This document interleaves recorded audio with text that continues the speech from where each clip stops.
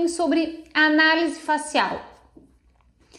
Essa aula é muito comum em ortodontia corretiva, não vejo ela abordada assim de uma forma tão esmiuçada em ortodontia interceptiva, mas ela é super importante. Nem sempre a gente vai fazer essa análise da face quando o paciente chega na consulta inicial. Normalmente aqui no consultório, na clínica, eu fotografo o paciente, aí claro, quando a gente vai tendo um pouquinho mais de experiência, isso vai ficando um pouco mais fácil, né? Mas a gente pode fazer essa análise com as fotografias, por isso que a gente solicita as fotografias na nossa documentação, tanto de frente quanto de perfil. Bom, de qualquer forma, quando a gente avalia o paciente, a gente já tem uma ideia geral, certo? E do que aquela face quer nos dizer, antes mesmo de a gente fazer a análise e o exame clínico intrabucal. Joia? Então vamos conversar um pouquinho sobre análise de perfil. O que a gente observa realmente no perfil? O que é importante para o nosso planejamento em ortodontia interceptiva quando a gente avalia o perfil facial daquela criança, né? E entender aquele perfil ao longo do tempo, como que ele vai se desenvolver, né? Quais são as características que a gente tem que observar e que elas podem mudar, né, ao longo da vida daquela criança. Bom, e o primeiro tópico que vai ter ali também na fichinha de vocês em relação ao nariz, tanto forma, orientação e comprimento. Tá, Juliana, para que eu avalio isso? O que isso tem a ver?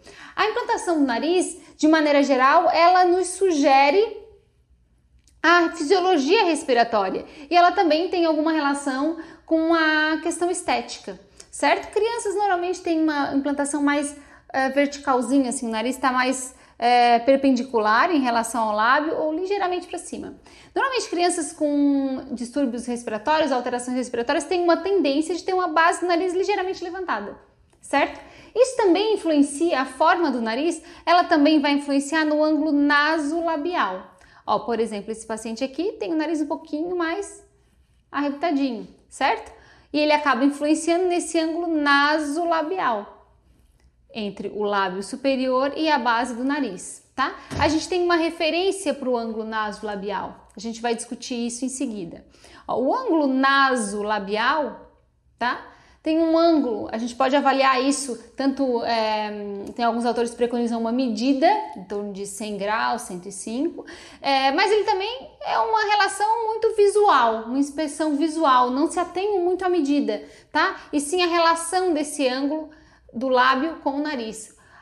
O lábio superior, ele reflete muito a posição do dente superior.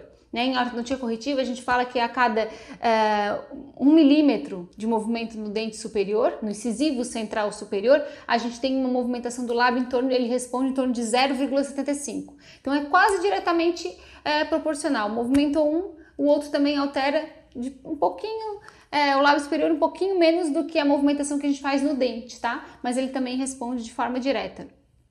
Então esse ângulo nasolabial, ó, ângulo estimado entre 85 e 105 graus, uma média em torno de 100 graus, ele vai ser determinado pela base do nariz e o lábio superior, joia? Então ele nos diz muito em relação à inclinação dos